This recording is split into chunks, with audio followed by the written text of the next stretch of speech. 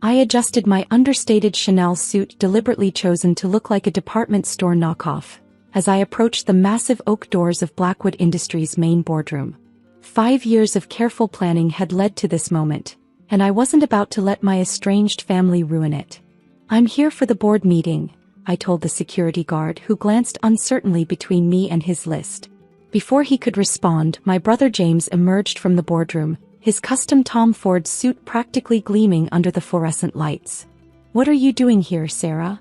"I'm here for the meeting," I repeated, watching his face contort with the same condescension I'd endured since our father's death. "Family only," he smirked, starting to close the door. "You gave up that right when you sold your shares, remember?" Actually, I'd never sold my shares. I just let them think I had, while quietly building my position through shell companies and proxy investors. Today they'd learn exactly how wrong they were. "Mr. Harrison is expecting me," I said quietly, naming the CEO who'd been secretly working with me for months. James laughed. "Timothy? Please. He doesn't meet with small-time investors." Just then, Timothy Harrison himself appeared in the doorway. "Sarah, we've been waiting for you." The look on James's face was priceless. Inside the boardroom, my sister Victoria and stepmother Eleanor sat at the massive conference table, along with the other board members. Their expressions ranged from confused to annoyed at my presence. "What is she doing here?" Eleanor demanded, her voice sharp with disapproval. "This is a private board meeting." "About that," Timothy said, standing at the head of the table. "We have some matters to discuss regarding company ownership." Victoria rolled her eyes. "We know all about ownership. Sarah sold her shares years ago, after that embarrassing attempt to modernize the company." I thought back to that day when they'd laughed at my proposals for digital transformation and sustainable energy investment. They'd called me naive, idealistic, out of touch with reality. Now Blackwood Industries was losing market share to more innovative competitors, exactly as I'd predicted. "Actually," Timothy continued, "Ms. Blackwood never sold her shares. In fact, she's been increasing her position through various investment vehicles." The room grew quiet as he pulled up a PowerPoint presentation. On the screen, a complex ownership diagram appeared, showing dozens of shell companies and investment funds all leading back to one entity, SB Holdings. "What is this?" James demanded. "This," Timothy gestured to the screen, "is the current ownership structure of Blackwood Industries. And SB Holdings, which now controls 51% of outstanding shares, belongs to Sarah." The silence that filled the room was deafening. "That's impossible," Eleanor whispered. "She couldn't afford. She doesn't have the resources. Remember that sustainable energy fund you all mocked?" I finally spoke, my voice calm. "The one you said would never succeed. It's now worth $8.2 billion. And I used every penny of profit to buy back my father's company." Victoria's perfectly manicured hands trembled as she grabbed her tablet, presumably checking the numbers. But you live in that tiny apartment. You drive a Honda." "Because success isn't about showing off wealth," I replied. "It's about building something meaningful. Something our father would have been proud of." James stood up, his face red. "This is ridiculous. The board won't stand for this." "The board," Timothy interrupted, "has already been briefed. Sarah's acquisition was completely legal, and her voting rights are immediately effective." I pulled out a folder containing my proposals, the same ones they'd laughed at 5 years ago. "Now, shall we discuss the future of Blackwood Industries? I have some ideas about digital transformation." Eleanor's face had turned an interesting shade of pale. "You can't do this. We're family." "Family." I couldn't keep the edge out of my voice. "Like when you changed the locks on our family home the day after Dad's funeral. When you told everyone I'd had a mental breakdown because I disagreed with your management style. That kind of family." The boardroom erupted in chaos. James was frantically calling his lawyers, Victoria was on the verge of tears, and Eleanor sat frozen, her carefully maintained composure cracking. "The voting records," Timothy continued, seemingly enjoying the drama, "show that SB Holdings has been steadily acquiring shares for the past 5 years. All perfectly legal, all properly registered." I pulled up another slide on the screen, showing Blackwood Industries' declining performance metrics. "While you were busy maintaining your country club memberships and corporate jets, Our company lost 40% of its market share to more innovative competitors. Our company? Victoria spat. You abandoned us. Ran off to play with your green energy projects while we maintained father's legacy. I clicked to the next slide, a photo of our father in his early days, standing in front of the company's first solar panel installation. You mean this legacy? The one where Dad believed in sustainable energy long before it was trendy? The legacy you dismantled because oil and gas were more profitable. James's lawyer finally called back and his face fell as he listened to the response. But there must be something we can do, he shouted into the phone. There isn't, I said quietly. Every acquisition was legal, every share purchase documented. While you were watching my tiny apartment in Honda Civic, you missed the billions I was investing in your company. Eleanor finally found her voice. The board will never accept this. We have relationships, connections. You mean the board members who've watched their stock options decline by 60% under your leadership? I gestured to the uncomfortable executives around the table. The ones who've seen their competitors embrace clean energy while we cling to dying technologies. Timothy cleared his throat. The board has already voted to support Ms. Blackwood's leadership transition plan. Victoria's mascara was running now. Leadership transition? Effective immediately, I continued. I'm assuming the role of executive chairperson. Timothy will remain as CEO, implementing our new strategic direction. But my position? James sputtered. Your position as Chief Strategy Officer? The one where you've consistently opposed sustainable technology investment? That position is being eliminated. The color drained from his face. You can't fire me. I'm a Blackwood. So am I reminded him. The daughter you all dismissed as naive and idealistic. The sister you locked out of board meetings. The family member you tried to erase. I clicked to another slide showing my green energy fund's performance against Blackwood's stock price. The contrast was stark, my funds soaring while our family company declined. 5 years ago you laughed when I proposed investing in renewable energy. Called it a tree hugger's fantasy. Well, that fantasy built a billion-dollar fund that just bought your controlling interest. Eleanor tried a different approach.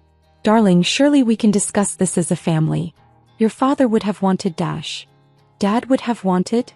I cut her off. Let's talk about what Dad wanted. Let's talk about his last letter to me, the one you tried to hide. I pulled out a worn envelope, my father's final message, found in his desk after Eleanor had cleared out his office.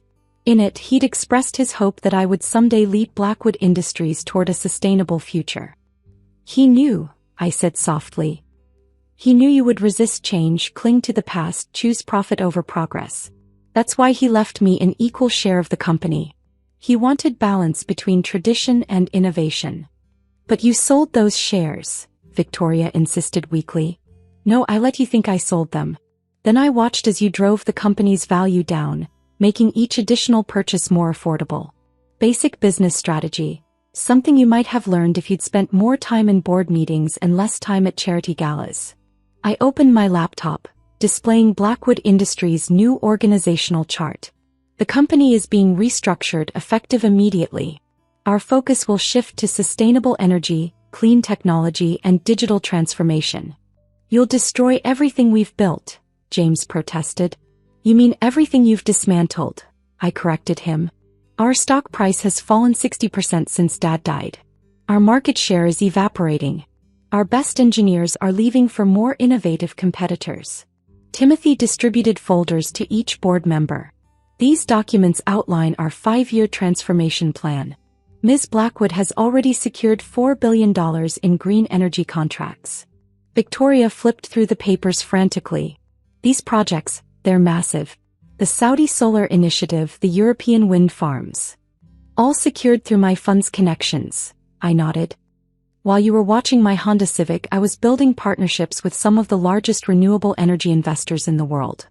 Eleanor's hands trembled as she read the numbers. These profit projections are conservative, Timothy interjected.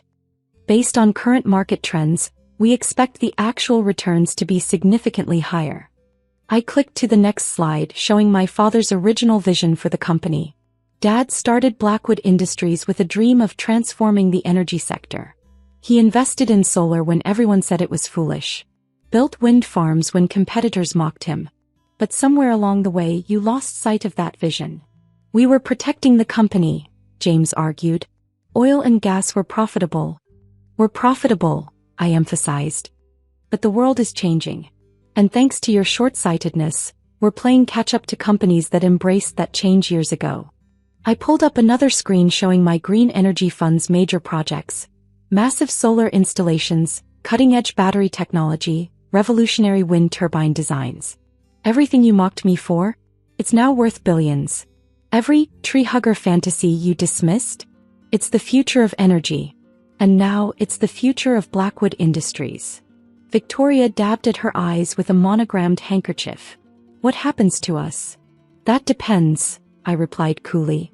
Those willing to embrace our new direction can stay in revised roles. Those who aren't, well, your severance packages are outlined on page 12. James laughed bitterly. You really think you can run this company? You with your environmental crusades and sustainability dreams. I pressed a button and the wall screens came alive with live feeds from my fund's projects around the world. Solar fields stretching to the horizon. Wind farms powering entire cities. Battery installations revolutionizing power grids. I already run something bigger, I said quietly. My crusades and dreams built a fund worth 3 times what Blackwood is worth today. The only difference is now I'm bringing that success home. Eleanor tried one last time. The shareholders won't stand for this. The old families, the traditional investors, have already pledged their support, Timothy interrupted. They've seen the numbers. They know where the future lies. And they're tired of watching their investments decline while the rest of the sector embraces clean energy. I stood up, walking to the window overlooking the city where Blackwood Industries had started decades ago. Dad used to stand here pointing out places where he imagined solar panels would power entire neighborhoods. You called him a dreamer then too. But he built this company on those dreams. Turning back to the room, I continued, 5 years ago you locked me out of this boardroom because I shared his vision. Called me naive for believing in renewable energy. Mocked me for living modestly while building something meaningful. My phone buzzed. News of the ownership change had leaked.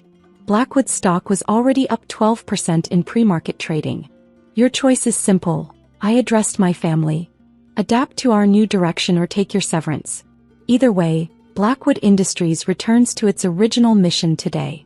James stood up, straightening his expensive tie. You'll regret this. You have no idea how to manage relationships with our traditional partners. You mean the oil companies that are themselves investing billions in renewable energy? The industrial clients demanding clean power solutions? Those traditional partners. I clicked through slides showing signed contracts with major corporations, all committed to transitioning to renewable energy. While you were protecting the past, I was building the future. While you were watching my modest lifestyle, I was making partnerships that will transform this company. And while you were mocking my dreams, I was turning them into reality. Victoria gathered her things, her hands shaking. What will people say? At the club, in our circles. They'll say what they always say, I replied. That success proves itself. That vision matters more than tradition. That sometimes the person you lock out of the boardroom ends up owning it. Over the next few hours, the implications of my takeover became clear. James and Victoria cleaned out their offices, their severance packages worth far less than their annual bonuses. Eleanor retreated to her country club, where she'd have to explain how her dismissed stepdaughter now controlled the family empire. Timothy and I worked late into the night finalizing the transformation plans. Blackwood stock closed up 23% on news of our renewable energy initiatives. Analysts were already calling it the green revolution in energy. 1 year later, I stood in that same boardroom watching as we announced another record quarter. Our solar projects were generating twice the projected revenue. Our wind farms were powering millions of homes. Our battery technology was revolutionizing energy storage. The wall screens showed our global operations, everything I'd dreamed of when I first proposed these changes. The Honda Civic still sat in my parking space, a reminder that true success isn't about displaying wealth, but about building something meaningful. James occasionally appeared on business news shows, criticizing our direction, but the numbers spoke for themselves. Blackwood stock had tripled. Our market share in renewable energy was growing exponentially. We were becoming exactly what Dad had always envisioned. I keep the boardroom door key on my desk now, a reminder of the day they locked me out. Because sometimes the best revenge isn't just proving them wrong. It's proving your father right. And sometimes the person they dismiss as a dreamer becomes the one who owns their dreams. As I wrapped up another successful board meeting, my assistant brought in the latest industry reports. Ms. Blackwood, Forbes wants to do a cover story on our Saudi solar project. And your brother James is on CNBC again, criticizing our strategy. I smiled, pulling up the network feed. There was James, still wearing his expensive suits, claiming Blackwood Industries had lost its way under my leadership. And how's our stock price doing today? I asked. Up another 4% after the clean energy bill passed. We're now the largest renewable energy provider in 3 continents. The transformation of Blackwood Industries had become a business school case study. How a naive environmentalist had turned a declining oil and gas company into a clean energy powerhouse. How the daughter they'd locked out had revolutionized an entire industry. My phone buzzed with a text from Victoria. The country club is hosting an energy innovation panel. Would you consider speaking? For family's sake. Family saw the same excuse they'd used when they'd pushed me out. When they'd mocked my vision. When they'd chosen short-term profits over long-term sustainability. I typed back, sorry, busy installing solar panels that day. The irony wasn't lost on me. They'd claimed I was destroying our father's legacy, but our latest projects were exactly what he'd envisioned. The massive solar fields in Saudi Arabia, the floating wind farms off the European coast, the revolutionary battery storage systems, all originally sketched in his old notebooks. Eleanor had tried to destroy those notebooks after his death, claiming they were embarrassing dreams. Now they were framed in our company museum, alongside photos of our completed projects. Miss Blackwood. Timothy knocked on my office door. The Middle Eastern sovereign wealth funds are here. They want to double their investment in our renewable projects. I straightened my simple blazer, still shopping at regular stores despite my billions. Success wasn't about impressing others, it was about proving your vision right. Tell them about Dad's original solar designs, I said, gathering my papers. Show them how we've built something even bigger than he imagined.